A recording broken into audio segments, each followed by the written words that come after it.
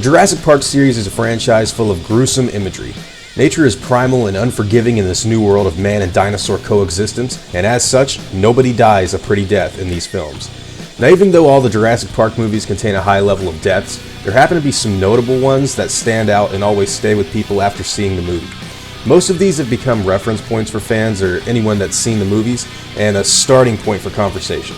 Holy shit, did you see that? Gets thrown around a lot when people talk about these scenes, so I figured it'd be fun to do a list of what I consider to be the most absolutely worst ways to die in the Jurassic Park franchise. Now, there was a lot to choose from in the series, but I've made my decisions based on 1, how memorable they were, 2, how terrible it would be to have this shit happen to you in real life, and 3, how creative these scenes were to script, film, and choreograph.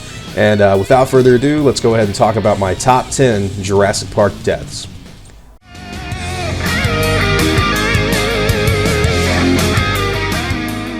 Number 10, Peter Ludlow. Poor old Peter is one of the few that actually deserved to get a bloody end on this list. Being the slimy bastard he is, it's kind of a waiting game for the audience to see him finally get his end in the movie. And after going down into the cargo hold of the SS Venture looking for the infant Tyrannosaur, Ludlow realizes he's made the fatal mistake of being in the same room as the infant's father. Desperately trying to escape, Peter runs towards the exit only to have his leg chomped down on by the Buck Rex and dropped in front of the baby. Crawling away, the last thing Ludlow sees as he turns around is the infant leaping onto his body and tearing away at him, ending his life. This end always made me feel uneasy. When the camera pans up to the male Tyrannosaur viewing its offspring making its first kill, all the while hearing Ludlow's distorted screams while the baby kills and eats him, that's a powerful point for the film, and one that leads to that epic shot of Sarah Harding tranking the Rex for the journey back to Sorna. It's one hell of a cool scene, but it's also one hell of a bad way to go. Number 9, Dennis Nedry.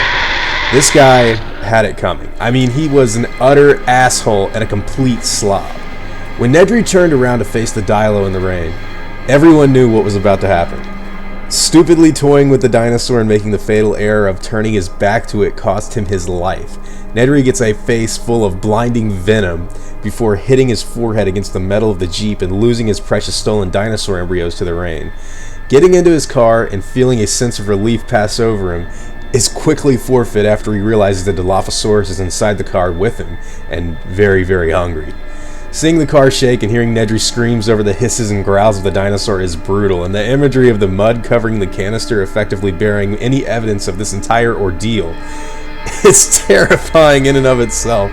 You don't get to see him take his final breath, and it definitely wasn't a good way to go. Number 8, Carter. Okay, Carter should have known better. I mean, screaming at the top of your lungs that close to a T-Rex is a very bad idea. To be fair, this is a pretty accurate representation of what someone would do in a situation like this, though, and I mean, if your whole camp is sleeping in the wilderness, and all of a sudden you wake up to a big dino sticking his ugly mug through one of your tents, you'd probably flip shit too. Unfortunately, Carter's screams are what causes the Rexes to go full berserker on the camp immediately afterward, and while most of the hunters are fleeing away from the female Rex, shoving their way past one another, trying to get away, Carter is shoved to the ground and trampled by most of the team. After you see the 2 hunters in the back of the group that are shooting at the female past Carter, you pretty much know he's done for, and after giving one final terrified scream, Carter's body is crushed underneath the weight of 7 tons of a full-grown Tyrannosaurus. But it doesn't end there. Carter's body has been crushed to such a level that it sticks to the bottom of the Rex's foot and gets crushed a few more times under the animal's weight, with each advancing footstep it takes in pursuit of the hunters, until finally coming undone in a puddle left behind by the carnivore's gigantic imprint upon the earth. This is one terrifying way to die. I mean, just imagine the helplessness this guy faced in his final moments of life, looking up in horror at the inevitable death that would soon fall upon him. Literally, I mean, his body was crushed so bad that his squishy organs and bone matter plastered themselves to the bottom of her foot. Fucking hell, man, that sucks. At least he didn't feel those final stomps, but just one crunch and he was ancient history. Number 7, Joffrey. Okay, here's one everyone remembers. The very beginning of the original Jurassic Park has been the subject of revered film history and is recognized as one of the most powerful openings for a film in cinematic history in general. Muldoon gets ready to move one of the Velociraptors into their new pen when all hell breaks loose. The deadly and particularly intelligent raptor darts forward after Joffrey's initial raising of the gate and knocks him off the top of the cage in the process. Leaving the man's torso exposed to the Velociraptor is one bad situation to be in, and one the raptor takes advantage of instantly. We don't get to see exactly what happens to Joffrey behind that cage, but we do see the man's desperate attempts to pull himself out of the enclosure and free himself every second the raptor seizes him. Even though Muldoon pulls on his fellow park worker trying to free him of the animal, and even though the other team members are tasing and shocking the dinosaur through the sides of the cage, Joffrey soon takes a turn for the worse. In a quick shot that presents the Velociraptors in an almost alien creature with an ungodly power for destruction, the man's body is lifted up off the ground and pulled from the top of the cage now, where the man still struggles to hold his frame from being pulled completely in. And that final look of Joffrey's face, of serious pain and the realization he's just been seriously injured, is dark as hell. We have no idea what happened to him at that very moment, but we're told quickly after that Velociraptors have a tendency to viciously attack their prey in terrible ways, sometimes cutting their way across your belly and spilling your intestines, you know, that kind of stuff. The point is, Joffrey had a really bad day at work, and none of the park members are going to forget that. After Muldoon and the clever girl's eyes lock into place, he screams two famous words. Shoot her! Shoot her! Number 6. Burke. Honestly, this guy made one fatal mistake that cost him his life. After the aforementioned hunters from the Lost World run from the female Rex, they're cornered into a cave behind a waterfall where the big girl has them just shy of bite proximity. Even though Burke is safe from the Rex behind the waterfall, terror's still running throughout his entire body, and his day gets a little worse. I want to add a bit of psychological analysis on this one, because the improper context could leave some less thoughtful viewers to believe that Burke was a total jackass after going through his eventual freakout. Claustrophobia can be a bad mix along with the adrenaline rush of a human's fight-or-flight response, and when a certain snake slithers his way down Burke's shirt with his eye only catching the tail disappear beneath his clothing, he doesn't make the best decision in his life. It's not really a dumb thing on his part, so much as a moment his mind goes, "Holy shit, I'm still in danger, somebody please help me," before waving his body just close enough for the Rex to take advantage of. With the Tyrannosaur chomping down on Burke's hand and hoisting him up from the waterfall, the audience is greeted with the delightful noise of a loud crunch. This time accompanied with the visual image of the waterfall running red with Burke's blood. You're going to notice a lot of this film's kills on this list, because The Lost World's the darkest entry in the series. This is the movie that caught people off guard back in the day because it was just so damn brutal in its depiction of creature violence. It's a pretty dark scene, but also a pretty realistic one. I mean, sometimes one bad move can cost you your life, and you can't really blame Burke for being scared. One way or another, in those final brief seconds of panic, between the snake in his shirt or the Rex just a couple of feet away, he was going to die if he didn't do something about it. Unfortunately, his terror got the best of him, and he just didn't make it out alive. Plus, this one's a double kill when you think about it. The Rex got the man and the snake. Number 5. Muldoon. Going back to the original Jurassic movie, we get one really great scene where Muldoon has his last stand against the beasts he hates. After finding out that the raptors had broken free of their pen, Muldoon begins hunting the creatures in the nearby foliage. Seeing a dinosaur in front of him, Muldoon carefully unfolds the stock of his Franchi Spaz 12, lifts the shotgun to his target ready to blow the raptor to hell, before being interrupted by the pack leader herself, grinning with a menacing smirk inches from his face. Clever girl. This raptor fucks Muldoon's day up bad. After pouncing on this guy and holding him down with her body weight, the raptor mauls the hell out of his face. The audience is treated to a terrible noise of high-pitched screams as well as dinosaur growls. Muldoon's face literally gets eaten off by the Velociraptor in an image that has stayed with me my entire life. That constant chomp, chomp, chomp, and all while Muldoon lets out his dying shrieks and that boa slithers past the eye of the game warden's target is absolutely terrifying. What makes the scene even more compelling, though, is the setup. Remember Grant's speech to the kid earlier in the film? This bit of dialogue puts audience members to a step ahead of the character during this particular scene, and leads to a satisfying payoff that is terribly gruesome to watch. We as viewers know that Muldoon has made a huge mistake in only paying attention to the animal ahead of him, and that the African warden is being baited into a trap that he'll never get out of. It's creepy, it's intelligent, and it's extremely painful to watch. Muldoon's death is certainly one to be remembered. Number 4, Dieter. You can't be an asshole in Jurassic Park movies, you just can't. And Dieter Stark learns this the hard way after getting separated from his group in the middle of Isla Sorna. Remember that compy you tased earlier, dickhead? Well, his friends don't take kindly to that kind of visitor in their home. Dieter is ripped to shreds by these little guys, and you get to see everything. Sure, they're tiny and only bite with itty-bitty mouths, but there's a lot of them, and they're hungry. The most memorable part of this scene comes from the image of a pretty savage compy grabbing hold of Dieter's upper lip and coming pretty close to ripping it off. And for a brief moment, Dieter stops to get some water, exhausted, thinking he's evaded the beasties for a while, only to be greeted with a compy jumping on his back and leaving a nasty slash on his face.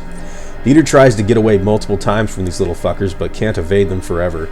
Realizing the end is probably near, these guys are never going to stop chasing him, Dieter dives over a large rotting log in an effort to get away and is showered upon with dozens of hungry Compsognathus, who deliver the final blows needed to finish the kill. The last thing we see of Dieter is his blood running out of his body and into the small creek behind the area he'd just jumped to escape. Sorry, Dieter. They call these islands Las Cinco Muertes for a reason, man. Number 3, Zara. This one is a no-brainer to anyone who's familiar with the franchise. The first time a female is killed on screen is a pretty brutal one and definitely one to remember. Zara was a normal girl. She didn't do anything wrong, wasn't even bitchy or evil in the slightest. Animals don't care if you're good or bad though, and she finds that out the hard way, after the Pteranodons break out and the park is completely compromised for the remainder of the movie. Zara is lifted into the air by a Pteranodon and dropped several feet, only to be picked up again by another and flown out towards the center of the Jurassic World Lake, featured earlier in the movie. This time when she's dropped, Zara falls at a higher height than previously seen and hits the water with a massive impact, seriously giving her a rude wake-up call to the situation she's in. Soon we're greeted with the images of several Pteranodons diving down underneath the water to snag her up and eat her as quickly as they can. She's nibbled on a bit in the beak of a flyer before being lifted up above water and devoured by a giant mosasaur that comes roaring up underneath the water's surface, chomping down on the dino bird and getting swallowed/shredded amongst the dual sets of teeth the animal carries within its jaws. This was a pretty controversial death when the movie was released, and one newer and younger fans of the series get terrified of. A lot of people criticized this scene, stating that Zara didn't deserve to die that gruesome of a death. All I have to say to that is animals don't fucking care, man. If you're edible, you're fair game, and that's about as realistic as you can get. Bye-bye, Zara. Too bad you're eaten alive and stuff. Number 2, Gennaro. Here's one of the most famous scenes in the franchise. That slimy son of a bitch lawyer that only cares about money gets what's coming to him after he abandons Lex and Tim the Explorer when the T-Rex rears its ugly head. Running into the bathroom to hide like a scared little bitch, Lex and Tim are attacked by the T-Rex and almost killed during their encounter, when a certain man who previously didn't view children's lives as too important makes the character-defining decision to take the Rex's attention off of the children and onto him in an effort to save them. After throwing the flare away from the area, Grant looks behind him to see Ian Malcolm brandishing a flare of his own, signaling for the Rex to have his full attention on him and buy Grant more time to rescue the children.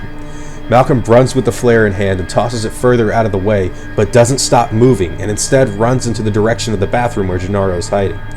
After the T-Rex head bursts through the structure of the building and sends Malcolm's body flying, Gennaro is sitting face to face with the park's star attraction itself and gets the coward's award he so rightfully deserves when the Rex chomps down on his body, lifts him up from the toilet, shakes him violently in the air several times, breaking all of the bones in his body and making him easier to devour. We don't see Gennaro again after he's been thrashed by the Rex. However, we do get a following scene where Muldoon shines his flashlight on a body part in the background, saying, "I think this was Gennaro," with a follow-up line of Dr. Sattler looking towards the screen in the foreground, saying, "I think this was too." Jurassic Park had an incredibly violent scene in the death of Donald Gennaro, and really pulled out all the stops in making it something to remember. Seeing that image of the Rex throwing her head around, destroying the insides of her prey's body, is devastatingly effective and brutally realistic. There's a reason this movie won Academy Awards in sound editing and visual effects, and it's not because some dinosaurs make pretty sounds. Every time I hear that body thrash around, it sets my skin on fire. Damn, he fucked up really bad. Number 1, Eddie Carr. This is the scene that scared the fuck out of me as a child. When this movie was brand new, it terrified me for a damn long time, and it was a while before I could get over this one scene. When the two trailers go tumbling over the cliff and all hope seems to be lost for our heroes, Eddie Carr comes to the rescue and helps our friends get out of the trailer and climb to safety, making sure the vehicles don't fall off the cliff before they can do so. No good deed goes unpunished though, and while Eddie is trying his hardest to prevent his friends from being killed, he meets his untimely end. After the Tyrannosaurs rip the shit out of his car, one of them picks him up by the foot, throws him up in the air, and bites down on his upper chest while the other one bites the lower part of his legs. With their combined force, the Rexes pull the man for a brief moment until ripping him apart with a loud snap, like a human wishbone, and eating him. This is the big one. There have been tons of people who've talked about this particular scene for years, and for damn good reason. Out of every scene in the Jurassic Park series, the death of Eddie Carr is remembered as the darkest part of the franchise for having such a grueling and violent end for a notable character. Holy shit, man, Eddie got fucked up. There's no getting around it. The most insane death in the Jurassic Park franchise goes to Eddie Carr from The Lost World. Snap. What did you think about this list, guys? And what are your personal favorite scenes of the Jurassic Park franchise? Let me know in the comments down below and tell me your thoughts on the series as a whole. If you liked what you've seen, please consider subscribing to my channel and giving me a like. It seriously helps out a lot and would be greatly appreciated. And as always, guys, take it easy.